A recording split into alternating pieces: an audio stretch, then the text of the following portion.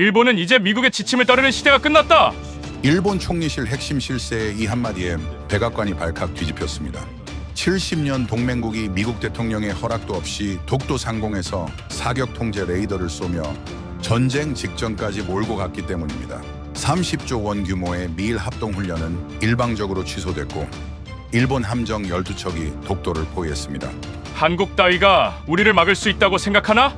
일본 강경파는 비웃으며 방공식별 구역까지 확대 선포했습니다. 그런데 48시간 만에 상황이 역전됐습니다. 미국 대통령이 전격 발표한 건 F-22 스텔스기의 한국 이전과 핵잠수함 기술 제공이었습니다. 더 충격적인 건 미 국방부 최고 친일파로 불리던 분석관이 30년 신념을 버리고 한국이 아시아의 유일한 상수라고 선언한 겁니다. 대체 독도 상공에서 무슨 일이 벌어진 걸까요? 일본은 왜 침묵했고 미국은 왜 한국을 선택했을까요? 지금부터 그 전말을 공개합니다. 인사드립니다. 저는 마이클 로렌스입니다. 미 국방부 동아시아 안보전략 담당 수석 분석관으로 일한 지 30해가 넘었습니다. 그동안 저는 한 가지 원칙을 고수해 왔죠. 일본은 상수, 한국은 변수. 일본은 예측 가능하고 안정적이지만 한국은 감정적이고 변동성이 크다는 거였어요. 그런데 2025년 늦가을 그 모든 확신이 무너지기 시작했습니다. 그날 오후 3시쯤이었을 겁니다. 동아시아 안보 브리핑을 마치고 사무실로 돌아오는데 제 책상 위 빨간불이 깜빡이고 있었어요. 긴급 보고였습니다. 화면을 열자마자 제 눈이 커졌죠. 독도 상공 한국 공군 시위 비행, 일본 정부 미일 합동훈련 전면 취소. 처음엔 오타인 줄 알았습니다. 훈련 연기도 아니고 취소라고요? 저는 급하게 상세 보고서를 열어봤어요. 한국 공군이 독도 상공에서 정례 시위 비행을 했고 일본 정부가 이를 주권 침해로 규정하며 강경 대응에 나섰다는 내용이었습니다. 또 한국이 감정적으로 움직였군. 저는 중얼거리며 일본 측 반응을 확인했습니다. 그런데 뭔가 이상했어요. 일본이 미국과 사전 협의도 없이 독자적으로 훈련 취소를 발표한 겁니다.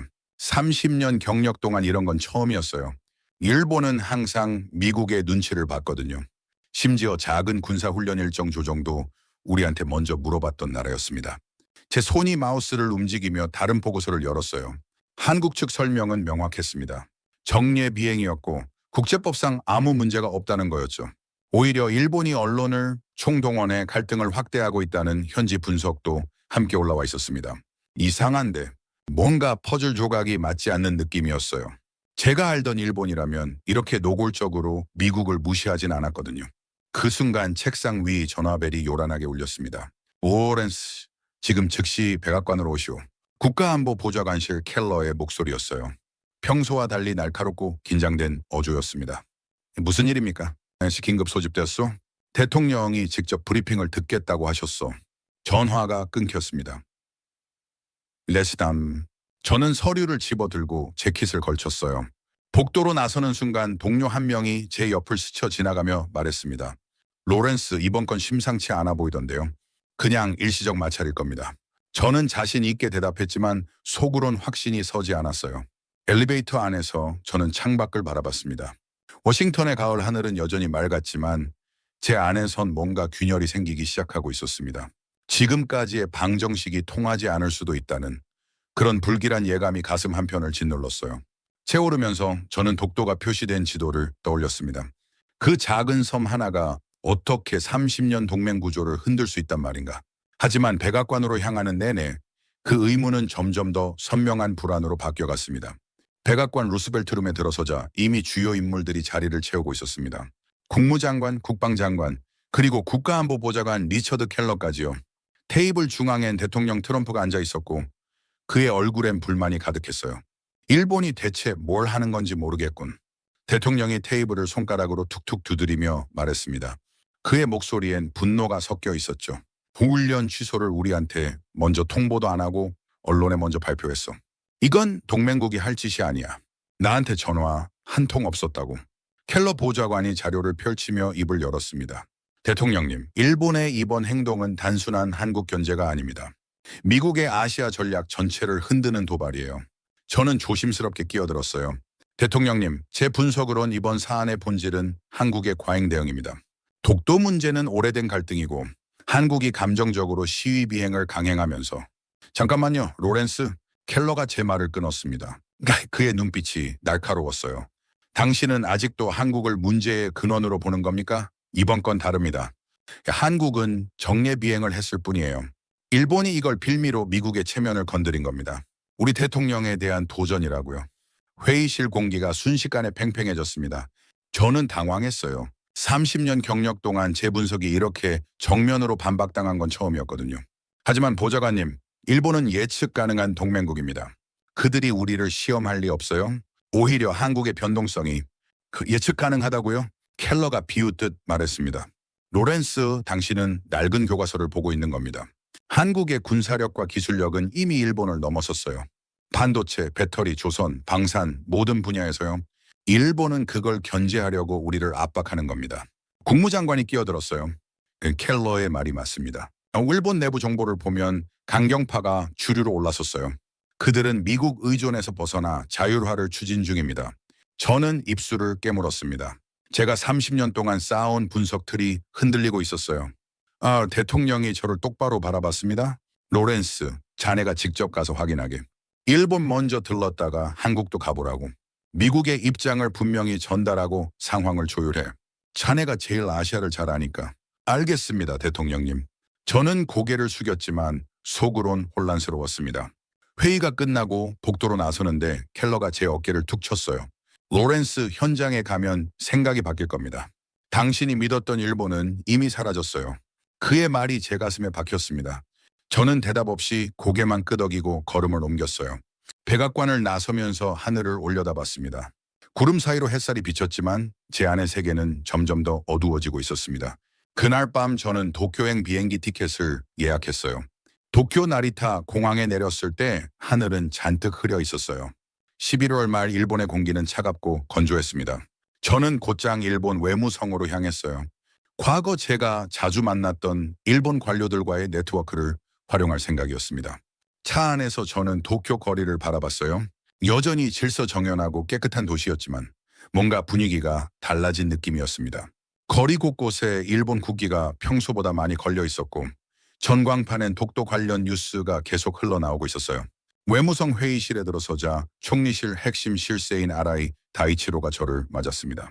평소라면 정중하게 악수를 청했을 그가 이번엔 고개만 살짝 숙이고 자리에 앉았어요. 로렌스 씨, 먼 길 오셨습니다. 그의 목소리는 냉랭했습니다. 아라이 씨, 이번 훈련 취소 건은 미국으로선 받아들이기 어렵습니다. 사전 협의도 없이. 사전 협의요? 아라이가 제 말을 끊으며 비웃듯 웃었어요. 로렌스 씨, 일본은 이제 미국의 지침만을 따르는 시대가 끝났습니다. 우리도 주권 국가예요. 독자적 판단을 할 권리가 있죠. Sir, 제 등골이 서늘해졌습니다. 이건 제가 알던 일본 외교관의 언어가 아니었어요. 하지만 동맹이라는 건 동맹은 상호 존중이 전제되어야 합니다. 아라이가 차갑게 말을 이어갔어요. 한국이 우리 영토 독도 상공에서 무력 시위를 하는데 미국은 침묵했습니다. 그게 동맹입니까? 한국 측 설명으론 정례 비행이었습니다. 정례든 뭐든 우리 국민 감정은 폭발 직전입니다. 일본 정부는 국민을 보호할 의무가 있어요. 저는 할 말을 잃었습니다. 아라이의 논리는 감정적이면서도 계산적이었어요. 그는 일부러 미국을 압박하고 있었습니다. 회의는 2시간 가까이 이어졌지만 아무런 진전이 없었어요. 일본 측은 한국이 먼저 사과해야 한다는 입장을 굽히지 않았고 심지어 미국이 중재에 나서는 것조차 거부했습니다. 로렌스 씨, 우리는 미국의 개입 없이도 한국 문제를 해결할 수 있습니다. 아라이가 마지막으로 던진 말이었어요. 그 순간 저는 깨달았습니다. 일본은 미국을 동맹이 아니라 협상 상대로 대하기 시작했다는 걸요. 회의실을 나서며 저는 복도 창문 너머로 보이는 도쿄 야경을 바라봤습니다. 화려한 불빛들 사이로 뭔가 차갑고 날카로운 기운이 느껴졌어요. 제가 30년 동안 믿어왔던 안정적 일본은 이미 사라지고 있었습니다. 호텔로 돌아오는 차 안에서 저는 백악관에 간단한 보고를 보냈어요. 일본 측 태도 예상보다 강경, 추가 협의 필요. 하지만 제 손은 떨리고 있었습니다. 그날 밤 저는 잠을 이루지 못했어요. 창밖으로 보이는 도쿄의 불빛이 마치 경고등처럼 느껴졌습니다. 다음 날 아침 일찍 한국행 비행기를 예약하려던 순간 제 휴대폰이 요란하게 울렸습니다. 백악관 상황실이었어요. 로렌스, 지금 즉시 CNN 켜보쇼. 켈러 보좌관의 목소리가 다급했습니다. 저는 급하게 호텔방 TV를 켰어요. 화면에는 속보 자막이 크게 떠 있었습니다. 일본 해상자위대 독도 인근 한국 해경 함정의 사격 통제 레이더 조사. 제 심장이 쿵 내려앉았습니다. 사격 통제 레이더 조사라는 건 사실상 반가수에 손을 올린 거나 마찬가지예요. 교전 개시 직전 단계였습니다. 이게 무슨? 저는 황급히 옷을 갈아입으며 일본 외무성에 전화를 걸었어요. 화재 지원하신 아무도 받지 않았습니다. 3번, 4번을 걸었지만 똑같았어요. 그들은 의도적으로 제 연락을 무시하고 있었습니다. CNN 화면에선 한국 국방부 대변인이 긴급 브리핑을 하고 있었어요. 일본 해상자위대의 사격 통제 레이더 조사는 명백한 군사 도발 행위입니다. 우리 군은 이에 상응하는 대응 조치를 취할 것입니다. 대변인의 목소리는 차분했지만 단호했어요. 저는 화면 속 한국 대변인의 표정을 유심히 봤습니다. 감정적 흥분은 전혀 없었어요. 오히려 철저히 계산된 냉정함이 느껴졌습니다. 그때 제 휴대폰이 다시 울렸어요. 이번엔 트럼프 대통령 직통이었습니다. 로렌스, 일본 놈들이 미쳤나? 내 허락도 없이 레이더까지 쏘았다고? 대통령의 목소리엔 분노가 가득했습니다. 대통령님, 제가 지금 확인 중입니다. 일본 측에. 확인은 무슨? 당장 서울로 가시오. 한국 정부 입장부터 파악해야겠어. 알겠습니다. 전화가 끊기고 나서 저는 창밖을 바라봤어요. 도쿄의 하늘은 여전히 흐렸지만 제 머릿속은 더 혼란스러웠습니다. 일본이 정말로 한국과 군사 충돌을 각오하고 있는 건가? 아니면 미국을 압박하기 위한 전술인 건가? 호텔 로비로 내려가는데 일본 방송들이 일제히 특보를 내보내고 있었어요. 화면엔 일본 총리가 나와 있었습니다. 그나마 한국의 독도 도발은 용납할 수 없습니다. 일본은 자국 영토와 국민을 지키기 위해 필요한 모든 조치를 취할 것입니다. 총리의 말투는 평소와 달리 강경했어요. 그의 뒤로 일본 국기가 크게 걸려 있었고 화면 아래론 일본 국민들의 반응이 자막으로 흘러갔습니다. 대부분 정부 입장을 지지하는 내용이었어요. 저는 가슴이 철렁했습니다. 일본이 국내 여론까지 총동원하고 있다는 건 이게 단순한 외교 마찰이 아니라는 의미였어요. 그들은 진짜로 한국과의 대결을 선택한 겁니다. 공항으로 가는 택시 안에서 저는 뉴스를 계속 확인했어요. 한국 측 반응도 올라오고 있었습니다. 한국군이 독도 인근에 구축함과 전투기를 급파했다는 속보였어요. 하지만 놀라운 건 한국 정부가 공식 성명을 최소화하고 있다는 점이었습니다. 왜 조용하지? 저는 중얼거렸어요. 과거 한일 갈등 때 한국은 항상 강하게 반발했거든요. 그런데 이번엔 달랐습니다. 언론은 들끓지만 정부는 침묵하고 있었어요. 나리타 공항에 도착했을 때 제 휴대폰엔 백악관에서 온 메시지가 떠 있었습니다. 한국 국가안보실장이 당신과의 면담을 요청했음. 즉시 용산으로. 저는 탑승권을 받아들고 게이트로 향했습니다. 비행기에 오르면서 창밖을 내다봤어요. 도쿄가 점점 멀어지고 있었지만 제 머릿속엔 아라이의 차갑던 눈빛이 계속 맴돌았습니다. 일본은 변했어. 작게 중얼거렸지만 이미 늦었다는 걸 저는 알고 있었습니다. 비행기가 이륙하고 구름 위로 올라갔을 때 저는 처음으로 두려움을 느꼈어요. 제가 30년 동안 믿어온 세계가 무너지고 있었습니다. 인천공항에 도착하자마자 한국 정부 차량이 저를 기다리고 있었어요. 안내를 받아 채 오르는데 운전병이 말했습니다. 용산 국가안보실로 바로 모시겠습니다. 차는 곧장 서울 도심으로 향했어요. 창밖으론 평범한 일상이 펼쳐지고 있었습니다. 출근하는 사람들, 커피를 들고 걷는 직장인들, 학교에 가는 학생들. 하지만 제가 보고 온 도쿄와는 분위기가 완전히 달랐어요. 일본은 온 나라가 독도 문제로 들끓고 있었지만 서울은 놀라울 정도로 차분했습니다. 이상하네요. 제가 중얼거리자 안내관이 말했습니다. 무엇이 말씀이십니까? 아니, 일본은 지금 난리인데 여긴 너무 조용해서요? 저희는 감정으로 움직이지 않습니다. 안내관의 대답이 짧고 명확했어요. 저는 그 말에 묘한 기분을 느꼈습니다. 용산 청사에 도착하자 곧바로 지하 상황실로 안내받았어요. 엘리베이터가 내려가는 동안 저는 긴장감을 느꼈습니다. 지하 3층에서 문이 열렸고 복도를 따라 걷는데 곳곳에 군 관계자들이 분주하게 움직이고 있었어요. 하지만 아무도 소리를 지르거나 허둥대지 않았습니다. 모두가 정확하고 질서정연하게 움직이고 있었어요. 회의실 문이 열리고 김진혁 국가안보실장이 저를 맞았습니다. 50대 중반으로 보이는 그는 차분한 미소를 지으며 악수를 청했어요. 로렌스 분석관님, 먼 길 오셨습니다. 실장님, 상황이 심각한데 이렇게 조용해도 되는 겁니까?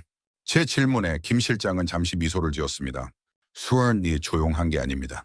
준비가 되어 있는 겁니다. 따라오시죠. 그는 저를 지하 전장통제실로 안내했어요. 문이 열리는 순간 저는 숨이 멎을 뻔했습니다. 거대한 스크린에는 독도 주변 해역이 실시간으로 표시되고 있었고 일본 함정과 항공기의 위치가 3D로 나타나 있었어요. 그리고 한국군의 배치 상황도 겹쳐져 보였습니다. 이건 우리의 독자 전장 지휘 체계입니다. 김 실장이 설명했어요.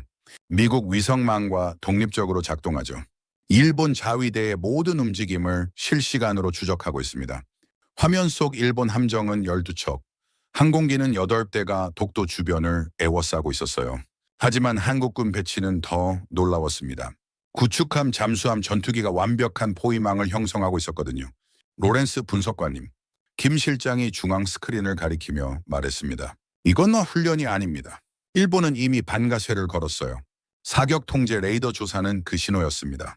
하지만 정부 성명은 왜 이렇게 절제하고 있습니까? 우리는 감정이 아니라 승리 확률로 움직입니다. 김 실장의 목소리가 낮아졌어요. 각 전투 시나리오별 타격 시간, 전투 지속력, 피해 예측까지 모두 계산되어 있습니다. 일본이 먼저 쏘면 30분 안에 그들의 함대는 무력화됩니다. 저는 말문이 막혔습니다. 이건 제가 상상했던 한국이 아니었어요. 제가 알던 한국은 감정적이고 예측 불가능한 나라였거든요.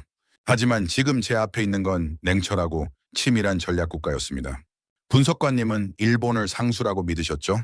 김 실장이 저를 바라보며 물었어요. 네, 그랬습니다. 하지만 사실은 미국이 우리를 만만하게 본 겁니다. 그의 말이 제 가슴을 찔렀어요. 우리는 30년 동안 준비해왔습니다. 자주국방, 독자 기술, 완벽한 전장 통제. 이제 우리는 변수가 아닙니다. 상수예요. 저는 화면을 바라보며 입술을 깨물었습니다. 30년 동안 제가 쌓아온 분석이 완전히 틀렸다는 걸 인정해야 했어요. 김 실장이 제 어깨에 손을 올렸습니다. 이제 본론으로 들어가죠. 미국이 선택해야 할 시간입니다. 그 순간 저는 깨달았습니다. 이 회의는 제가 한국을 조율하러 온 게 아니었어요. 한국이 저를 그리고 미국을 시험하고 있었던 겁니다. 김진혁 실장은 저를 더 깊은 곳으로 안내했습니다. 복도를 따라 걸으며 그가 말했어요. 분석관님, 지금부터 보시게 될 건 미국 정부 인사 중에서도 극소수만 아는 내용입니다. 무슨 말씀이십니까? 곧 아실 겁니다. 또 다른 보안문이 열리고 우리는 지하 4층으로 내려갔어요. 문이 열리는 순간 저는 눈을 의심했습니다. 거대한 작전 통제실이 펼쳐졌거든요. 중앙 스크린은 가로 10m는 좋게 되어 보였고 수십 명의 군 요원들이 각자 자리에서 실시간 데이터를 분석하고 있었습니다. 이곳이 우리의 통합전장지휘센터입니다. 옛날로서는 김 실장이 설명을 시작했어요. 한국군 전체가 하나의 네트워크로 연결되어 있습니다. 육해공군, 해병대, 심지어 사이버 사령부까지요. 모든 정보가 이곳으로 모이고 이곳에서 작전이 지시됩니다. 중앙 스크린엔 한반도 전체 지도가 떠 있었고 실시간으로 움직이는 수많은 점들이 보였어요. 파란색은 한국군, 빨간색은 일본 자위대, 노란색은 중국군이었습니다. 저 빨간 점들이 일본 함정입니까? 네, 그렇습니다. 지금 독도 주변에 배치된 일본 해상자위대 함정 12척, 잠수함 4척, 그리고 항공기 8대의 실시간 위치입니다. 김 실장이 화면을 확대했어요. 독도가 크게 보이고 그 주변으로 일본 함정들이 포진해 있었습니다. 하지만 더 놀라운 건 한국군 배치였어요. 일본 함정을 완전히 포위하는 형태로 구축함과 잠수함이 배치되어 있었고 상공엔 전투기들이 대기 중이었습니다. 이 배치는 언제부터? 레이더 조사 사건 발생 30분 후부터입니다. 30분이요. 저는 깜짝 놀랐습니다. 미군도 이렇게 빠른 전개는 쉽지 않거든요. 저희는 이미 일본의 움직임을 일주일 전부터 포착하고 있었습니다. 그들이 레이더 조사를 할 거라는 것도 예상했죠. 그래서 예상했다고요? 네. 일본 강경파의 패턴을 분석한 결과였습니다. 김 실장이 다른 화면을 띄웠어요. 일본 내각 회의록과 군부 문서들이 나타났습니다. 이건 일본 내부 기밀 아닙니까? 우리 정보기관이 확보한 겁니다. 일본은 독도 문제를 빌미로 미국을 압박하려는 시나리오를 석 달 전부터 준비했어요. 저는 화면 속 문서들을 읽으며 식은땀이 났습니다. 일본의 계획이 상세하게 적혀 있었어요. 독도 도발 미일 훈련 취소, 미국 압박 자위대 무력화 해제. 이건 단순한 한국 견제가 아니었습니다. 일본은 미국을 상대로 한 거대한 도박을 벌이고 있었어요. 분석관님, 김 실장이 제 얼굴을 똑바로 바라봤습니다. 당신은 일본을 상수라고 믿으셨죠. 하지만 진실은 반대입니다. 일본은 미국을 변수로 보기 시작했어요. 그들은 미국이 흔들릴 거라고 판단했습니다. 그의 말이 제 머릿속에서 폭발했어요. 30년 동안 쌓아온 제 분석 체계가 와르르 무너지는 소리가 들렸습니다.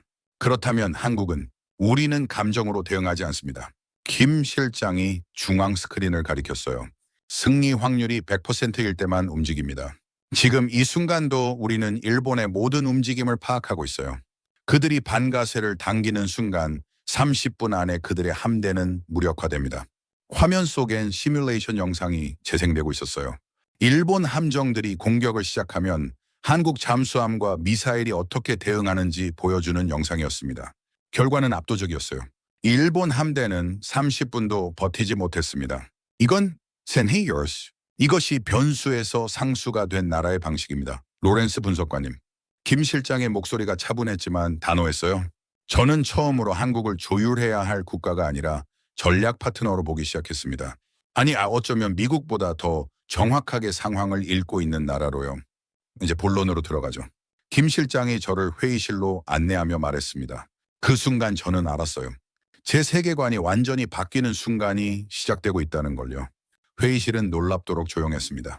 김진혁 실장과 저 단둘이 앉아 있었어요.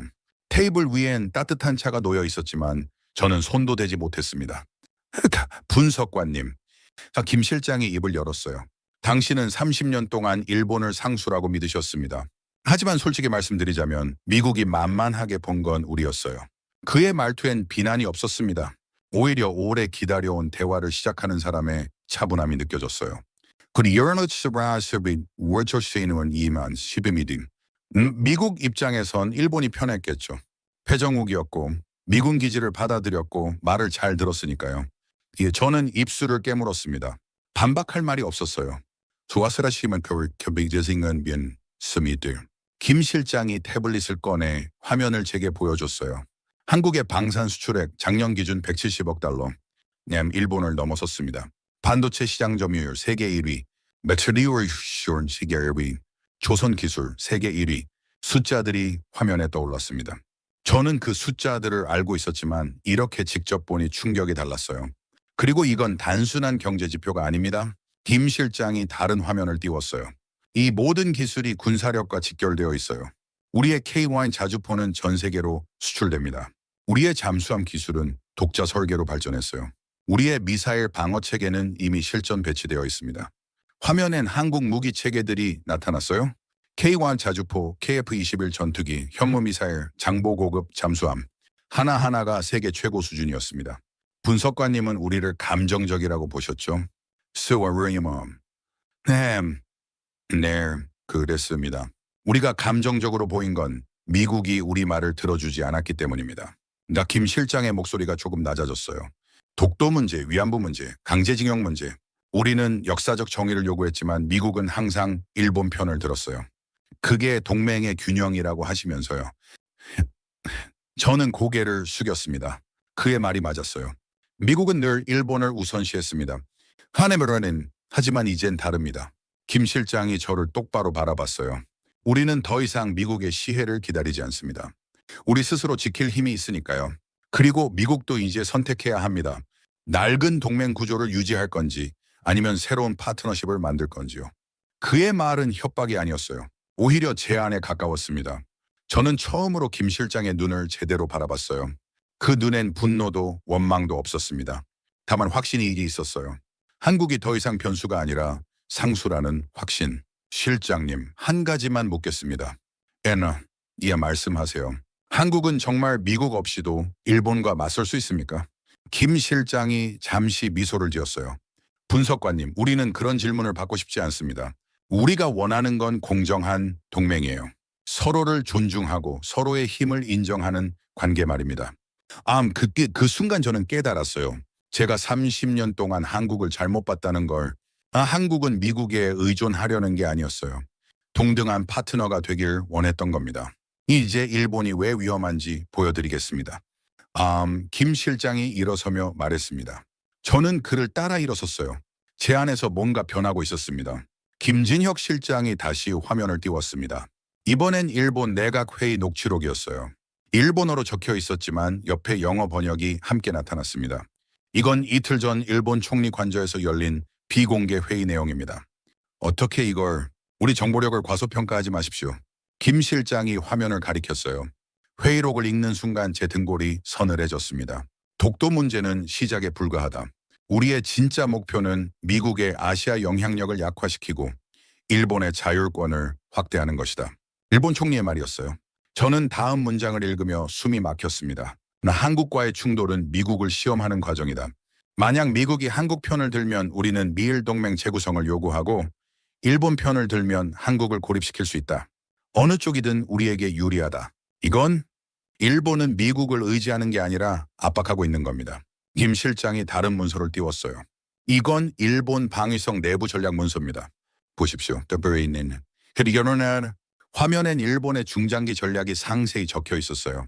독도 도발을 시작으로 자위대 무력화 조항 해제, 보통 국가로의 전환, 그리고 궁극적으로는 핵무장 검토까지 모든 계획이 단계별로 나열되어 있었습니다. 일본 강경파는 이미 미국을 동맹이 아니라 협상 대상으로 보고 있어요. 김 실장의 목소리가 차가웠습니다. 그들은 당신네가 일본을 절대 포기하지 못할 거라고 확신합니다. 그래서 이렇게 과감하게 나오는 거예요. 저는 화면을 뚫어지게 바라봤습니다. 30년 동안 믿어온 일본의 모습이 산산조각 나고 있었어요. 그리고 이걸 보십시오. 김 실장이 또 다른 자료를 띄웠어요. 일본의 군사력 증강 계획이었습니다. 일본은 지난 5년간 국방비를 매년 5%씩 증가시켰어요. 그리고 이 돈의 대부분이 공격 무기 개발에 쓰였습니다. 화면엔 일본의 새로운 구축함, 전투기, 미사일 개발 현황이 나타났어요. 모두 방어가 아닌 공격용 무기들이었습니다. 일본은 평화 헌법을 유지한다고 말하지만 실제로는 군국주의로 회귀하고 있어요. 하지만 미국은 이를 묵인했습니다. 김 실장이 저를 날카롭게 바라봤어요. 왜일까요? 중국 견제 때문이죠. 하지만 분석관님, 일본이 중국만 견제할 거라고 생각하십니까? 저는 대답하지 못했습니다. 일본의 진짜 타깃은 한국입니다. 역사적 원한도 있고 경제적 경쟁 관계이기도 하죠. 그리고 가장 중요한 건 김 실장이 잠시 말을 멈췄다가 이어갔어요. 한국을 제압해야 동아시아에서 일본의 패권을 확립할 수 있다는 겁니다. 화면이 바뀌며 동아시아 지도가 나타났어요.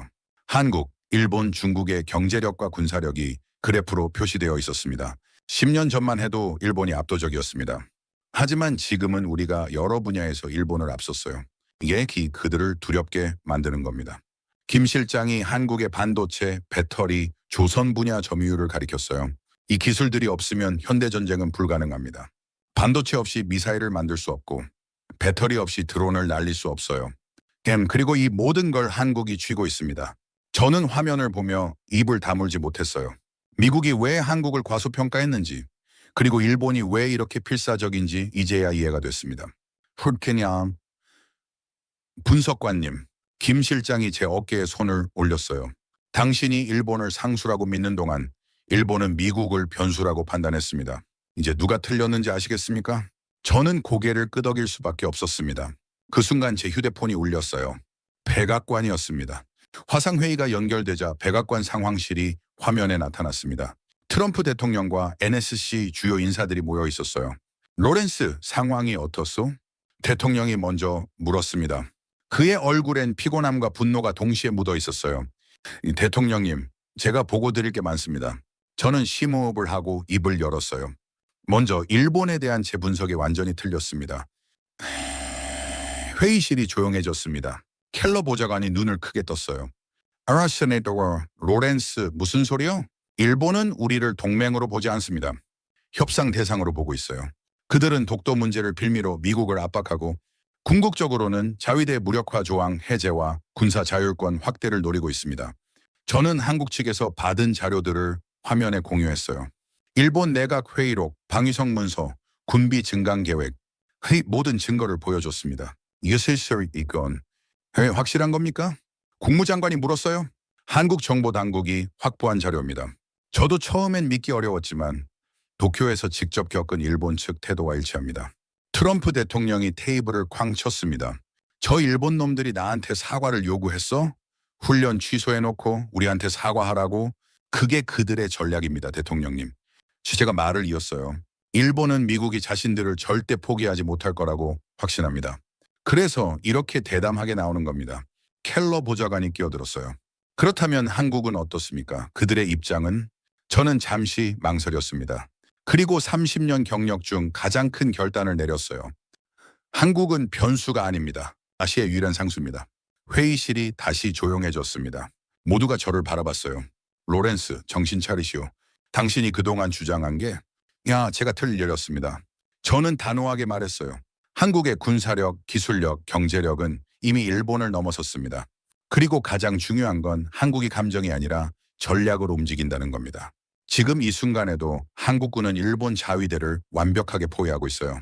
저는 용산에서 본 전장 통제실 화면을 공유했습니다. 독도 주변의 한국군 배치도, 실시간 추적 시스템, 타격 시뮬레이션, 파시모르의 컨더스켓 등을 보려고 한다면 이게 진짜입니까? 국방장관이 놀란 목소리로 물었습니다. 네스. 한국은 독자적 전장지휘 체계를 구축했습니다. 미국 위성망 없이도 작전이 가능해요. 트럼프 대통령이 저를 뚫어지게 바라봤어요. 로렌스, 당신 의견은 뭡니까? 한국 중심으로 전략을 재편해야 합니다. 제 목소리가 떨렸지만 확신에 차 있었어요. 한미 핵잠수함 프로젝트를 승인하고 일본의 F-22 배치 일부를 한국으로 재배치해야 합니다. 그리고 일본에는 명확한 메시지를 보내야 해요. 미국을 시험하지 말라고. 회의실이 술렁거렸습니다. 켈러 보좌관은 고개를 끄덕였지만 몇몇은 반대 의견을 냈어요. 대통령님, 이건 70년 미일 동맹을 흔드는 결정입니다. 그래서 어쩌라고? 트럼프가 날카롭게 반박했어요. 일본이 먼저 동맹을 흔들었어. 우리를 무시했고 사과까지 요구했다고. 이제 그 대가를 치러야지. 대통령이 저를 바라봤습니다. 로렌스, 한국과 핵잠수함 협력 추진하시오. 그리고 F-22 재배치 계획도 검토해. 일본한테는 내가 직접 전화하겠어. 알겠습니다, 대통령님. 화상회의가 끝나고 저는 의자에 주저앉았어요. 방금 제가 뭘 한 건지 실감이 났습니다. 70년 동맹 구조가 바뀌는 순간을 만든 거예요. 김진혁 실장이 제 옆에 섰습니다. 잘 하셨습니다, 분석관님. 저는 그저 자심, 코어너티를 우월바르시런 뭐디메름. 그게 가장 어려운 일이죠. 그가 조용히 웃으며 말했습니다. 결정이 내려지자 일본의 반응은 즉각적이었습니다. 다음 날 아침 일본 총리는 긴급 기자회견을 열었어요. 미국의 결정은 미일 동맹 70년 역사를 부정하는 것입니다. 일본은 이를 결코 받아들일 수 없습니다. 총리의 목소리는 떨리고 있었지만 강경했어요. 화면 뒤로 일본 국기가 펄럭이고 기자들의 플래시가 터졌습니다. 저는 서울 호텔 방에서 그 장면을 지켜봤어요. CNN, BBC 모든 국제 뉴스가 이 사태를 톱으로 다루고 있었습니다. 속보, 미국과 일본 동맹 위기, 자막이 화면 아래를 흘러갔어요. 저는 리모컨을 내려놓고 창밖을 바라봤습니다. 서울의 아침은 여전히 평화로웠어요. 출근하는 사람들, 학교에 가는 학생들. 하지만 저는 알고 있었습니다. 수면 아래에서 거대한 파도가 몰려오고 있다는 걸요. 휴대폰이 울렸어요. 켈러 보좌관이었습니다. 로렌스, 일본이 난리예요. 도쿄 주재 미국 대사관 앞에 시위대가 모였고 일부 강경파 의원들은 미군 기지 철수를 요구하고 있어요. 예상했던 반응입니다. 예상했다고요? 이건 동맹 위기라고요. 보좌관님, 동맹은 일방적 양보로 유지되지 않습니다. 제 목소리가 단호했어요. 일본이 진정으로 동맹을 원한다면 미국을 존중해야 합니다. 지금까지는 우리가 일본을 너무 특별 대우했어요. 켈러가 한숨을 쉬었습니다. 당신 말이 맞긴 한데 상황이 너무 빠르게 악화되고 있어요. 중국도 움직이기 시작했습니다. 중국이요? 최인치안, 동중국해에서 중국 해군 활동이 증가했어요. 그들도 이 틈을 노리고 있습니다. 제 가슴이 철렁했어요. 한일 갈등이 중국까지 끌어들이면 상황은 걷잡을 수 없게 됩니다. 한국 측과 긴밀히 협력해야겠습니다. 이미 NSC에서 지시 내렸어요. 한미연합 대응체계 가동입니다.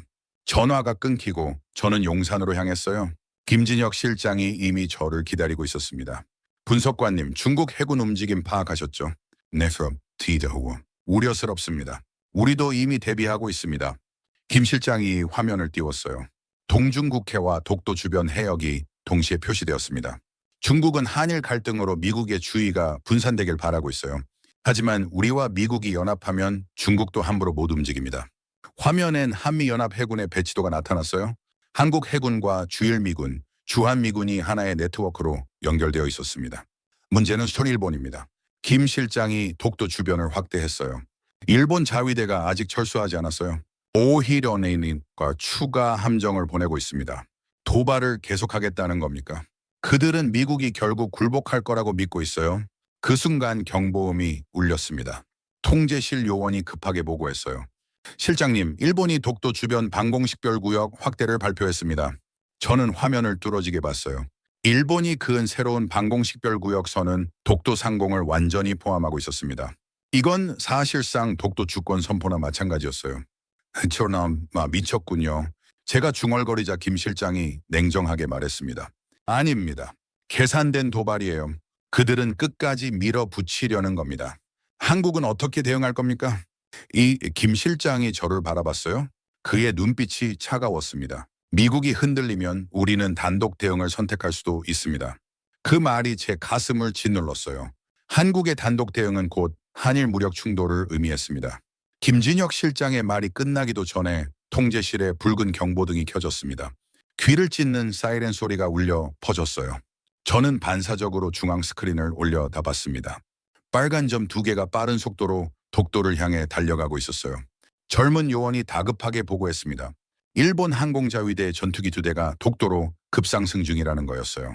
고도 3,000m, 속도 마하 0.9. 걔는 이건 정찰이 아니었습니다. 실제 전투를 상정한 기동이었어요. 제 등골이 서늘해졌습니다.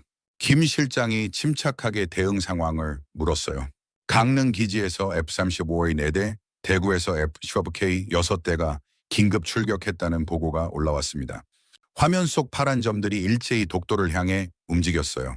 한국 전투기 10대가 일본기 2대를 포위하는 형태로 전개되고 있었습니다. 제 휴대폰이 울렸어요. 백악관 상하망실이었습니다. 켈러 보좌관의 목소리가 높았어요. 대통령이 양측 모두 철수시키라고 지시했다는 겁니다. 하지만 저는 알고 있었어요. 이건 제가 통제할 수 있는 상황이 아니라는 걸요. 스크린 속 빨간 점과 파란 점들이 점점 가까워졌습니다. 3초 후 조우 예정이라는 외침이 들렸어요. 저는 숨도 제대로 쉬지 못했습니다. 그 순간 일본기가 선회하며 후퇴하기 시작했어요. 통제실이 술렁거렸지만 저는 안도하지 못했습니다. 그날 밤 더 큰 충격이 왔어요. 일본이 독도 주변 방공식별구역 확대를 정식 발표한 겁니다. 이건 사실상 독도 상공 관할권 선포나 마찬가지였어요. 저는 호텔 방에서 CNN 속보를 보며 무너져 내렸습니다. 휴대폰에 메시지가 또 떨어졌어요. 도쿄 주재 미군 지휘부에서 온 거였습니다. 일본 측 훈련 복귀 요청, 미일 동맹 정상화 협의 제안, 미군 내부에서도 균열이 생기고 있었어요. 워싱턴이 이어다시 흔들리기 시작한 매니게미니에린. 한국 내부에서도 목소리가 나오기 시작했어요. 일부 정치권에서는 한일 무력 충돌을 피해야 한다며 유화론을 펼쳤습니다. 언론도 양분되었어요. 제가 만들려던 새로운 질서가 무너질 위기였습니다. 저는 창밖을 바라봤어요. 서울의 야경이 평화롭게 빛나고 있었지만 수면 아래에선 거대한 파도가 몰려오고 있었습니다. 제 선택 하나가 이 모든 평화를 지킬 수도 무너뜨릴 수도 있었어요. 그 무게가 제 어깨를 짓눌렀습니다.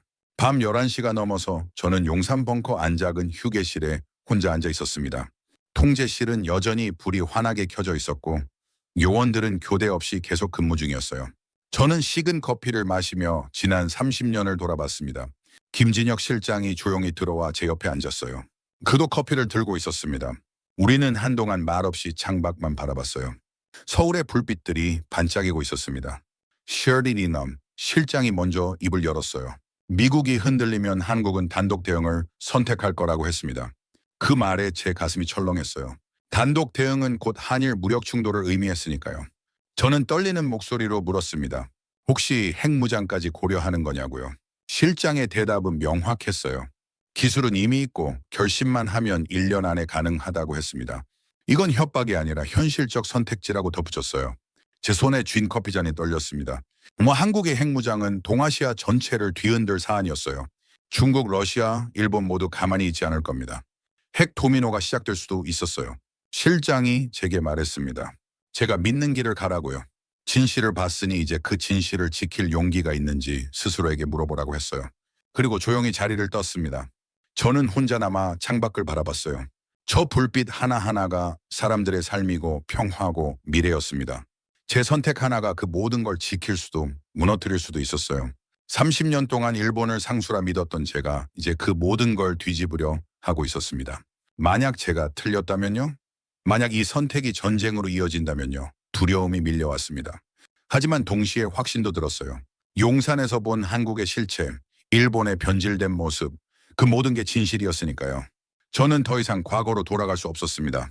저는 휴대폰을 꺼내 백악관 직통번호를 눌렀습니다. 서울 시간 새벽 4시, 워싱턴은 오후 2시였어요. 전화벨이 울렸습니다.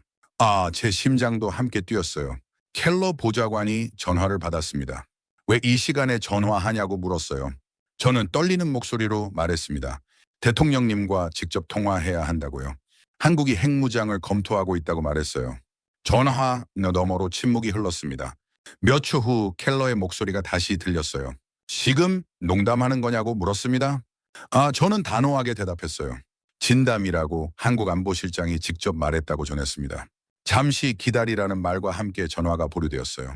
3분쯤 지났을까 새로운 목소리가 들렸습니다. 트럼프 대통령이었어요. 쿠리네르름 그레드더블 시작하는걸 내미어르를 세워합니다. 한국이 정말 핵무장을 하겠다고 했냐고요. 저는 모든 걸 설명했습니다. 한국은 기술도 있고 결심도 되어 있다고요. 일본이 계속 도발하고 미국이 확고한 입장을 보이지 않으면 한국은 독자 핵무장을 선택할 거라고 했어요. 이건 블러핑이 아니라고 강조했습니다. 대통령이 한숨을 쉬었어요.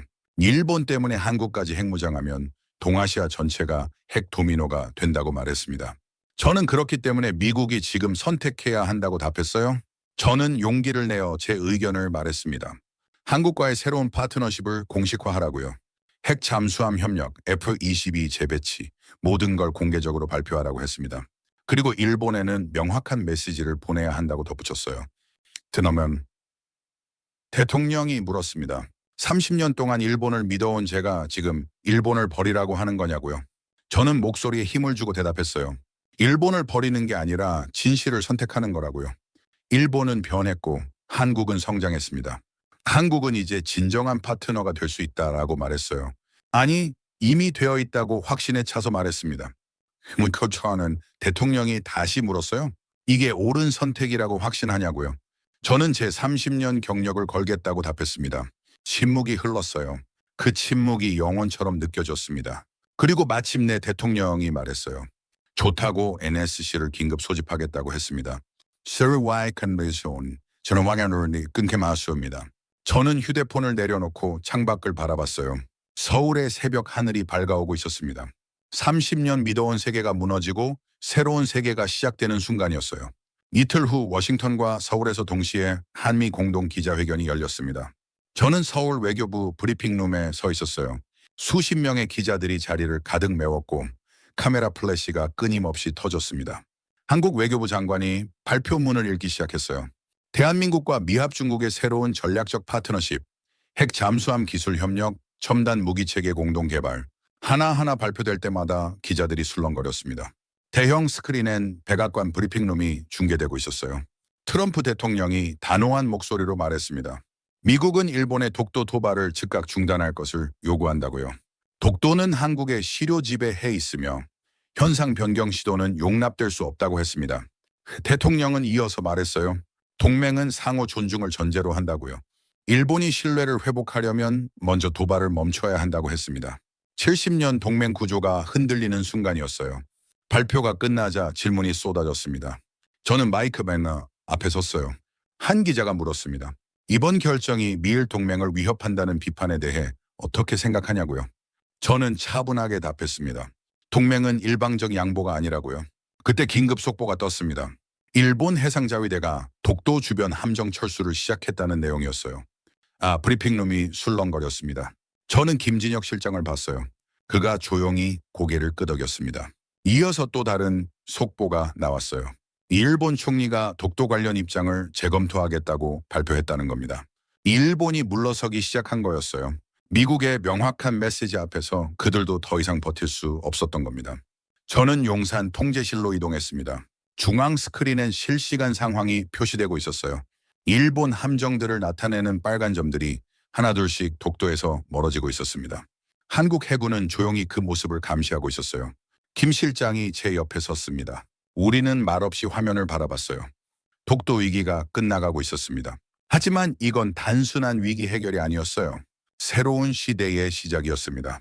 위기가 진정되고 사흘 후 저는 서울 전쟁기념관을 혼자 찾았습니다. 숨가쁜 외교전과 군사대치의 잔향이 채 가시지 않았지만 조용한 전시관 안에서 저는 한국의 역사를 다시 바라봤어요. 전쟁 폐허에서 시작해 오늘의 강국이 된 여정. 그 과정을 보며 저는 제가 얼마나 한국을 잘못 봤는지 깨달았습니다. 30년 동안 저는 한국을 변수로만 취급했어요. 하지만 진실은 달랐습니다. 전시관을 천천히 걸으며 저는 생각했어요. 한미일 관계를 고정된 공식으로만 보던 제 시각이 얼마나 편협했는지요. 이제 저는 완전히 다른 사람이 되어 있었습니다. 새로운 질서를 이해하고 그 질서 안에서 미국의 역할을 재정해야 하는 사람으로요. 기념관 밖으로 나오자 서울의 저녁빛이 도시 위로 부드럽게 내려앉고 있었습니다. 출근길 사람들, 학교 가는 학생들, 평범한 일상이 펼쳐지고 있었어요. 이 평화를 지킨 게 저는 자랑스러웠습니다. 휴대폰이 울렸어요. 백악관에서 온 메시지였습니다. 새로운 아시아 전략 보고서 작성 요청이었어요. 저는 미소를 지었습니다. 이제 시작이라는 걸 알고 있었거든요. 저는 조용히 중얼거렸습니다. 미국은 이제 한국을 단순한 동맹이 아닌 미래의 중심축으로 보아야 한다고요. 그리고 그 변화를 이끄는 사람이 바로 저였습니다. 공항으로 향하는 차 안에서 저는 창밖을 바라봤어요. 서울의 풍경이 스쳐 지나갔습니다. 처음 이곳에 왔을 때와 지금은 모든 게 달라 보였어요. 같은 도시지만 제 눈이 달라진 겁니다. 비행기에 오르며 저는 마지막으로 서울을 돌아봤습니다. 이곳에서 저는 30년 신념을 버리고 새로운 진실을 받아들였어요. 그 선택이 옳았다는 확신이 들었습니다. 워싱턴으로 돌아가는 비행기 안에서 저는 노트북을 열었습니다. 새로운 아시아 전략 보고서를 작성하기 시작했어요. 첫 문장은 이렇게 시작했습니다. 한국은 변수가 아니라 상수다. 아시아의 미래는 한국을 중심으로 재편되어야 한다. 창밖으로 태평양이 보였습니다. 저는 미소를 지으며 타이핑을 계속했어요. 새로운 시대가 시작되고 있었습니다. 그리고 저는 그 시대를 여는 사람이 되어 있었습니다. 지금까지 시청해 주셔서 감사합니다. 여러분의 사연을 기다리고 있습니다.